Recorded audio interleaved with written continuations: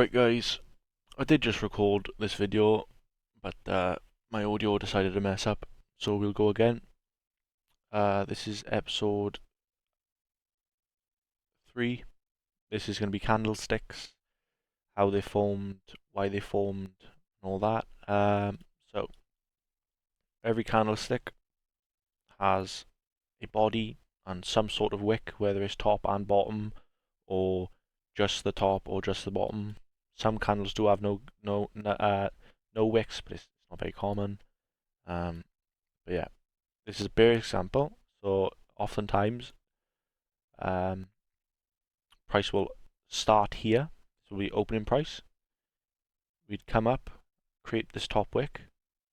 Price will then come back down, come back below its opening price, come down, create the bottom wick, and come back up and close like this. So every bearish candle will always close below its opening price.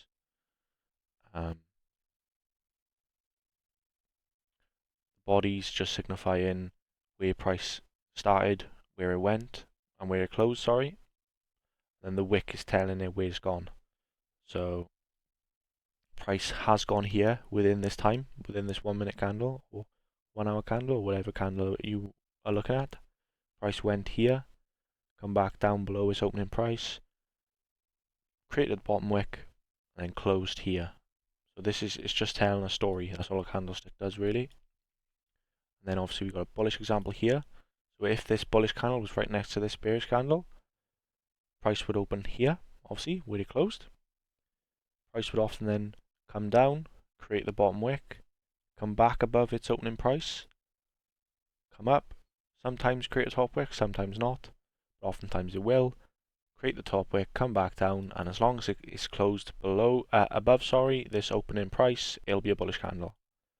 So got an example here of a 4-hour bullish candle. Now in this one candle here, there'll be 4 1-hour candles. Oftentimes they'll look like this. Obviously there's some differences. Sometimes this will be the bottom wick if it closes, if it wicks below this one. But oftentimes, nice and simple, this is how it normally looks. So we'll have opening price here. We'll come up, come back down, and close on the 1 hour. Price then, this 1 hour bearish candle would have been the bottom wick. And then price would open here, like I said. If they're right next to each other, obviously it'll open where the bearish ended. It'll open here, come down, create a bottom wick. Sometimes it'll have no wick like this and just go straight up. Most of the time though, it does create some sort of bottom wick. So price would open, come up, create a top wick, possibly not. Sometimes it doesn't have to. There's no reason why it can't or shouldn't. And then close here. This would be the second 1 hour candle. Then obviously price would open here, make it bottom wick, up, down, close here.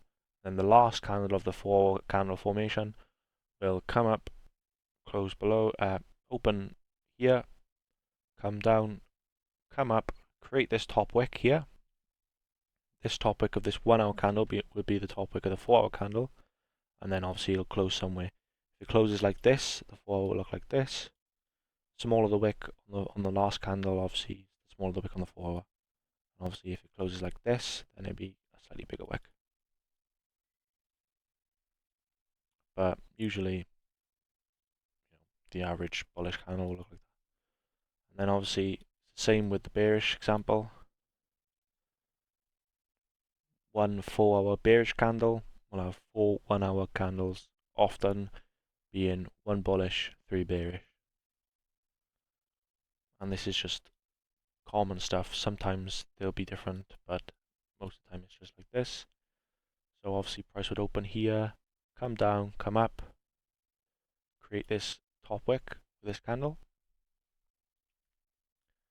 And then obviously the next 1 hour candle will open here, come up, and as long as it doesn't come above, as long as this candle doesn't come above this candle, then this candle will always be the top wick.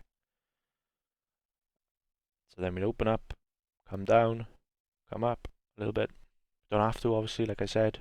Close a no and just keep continuing down. Oftentimes there will be some sort of wick. Then the next one, third 1 hour candle, come up, down, close.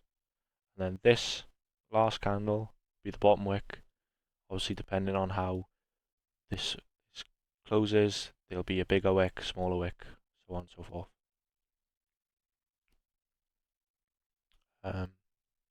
But yeah, pretty much it. It's not very hard at all. It's pretty simple.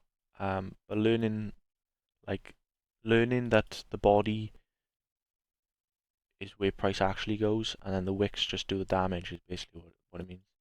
The bodies tell the story, the wicks do the damage. So just because we've got a fat wick here,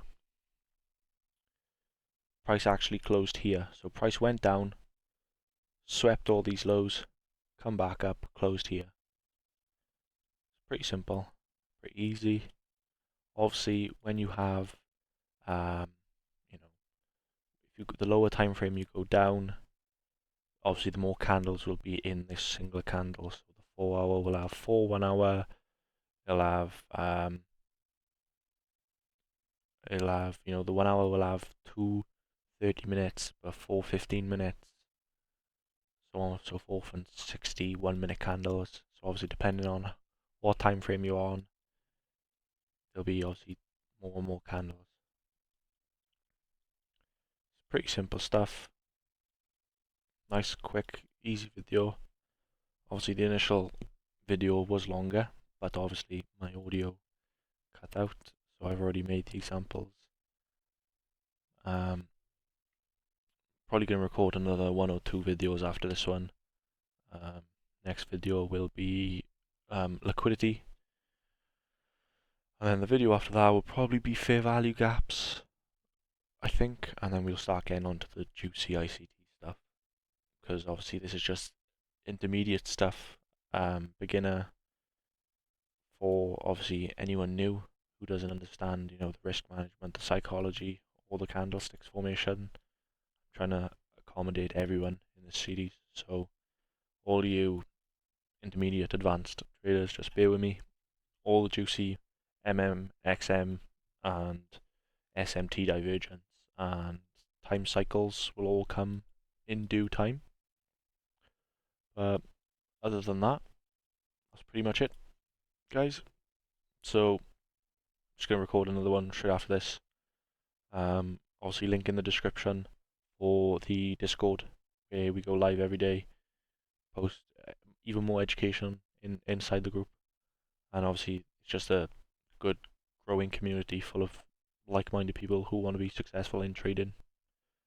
Yeah, that's pretty much it. Thanks, guys.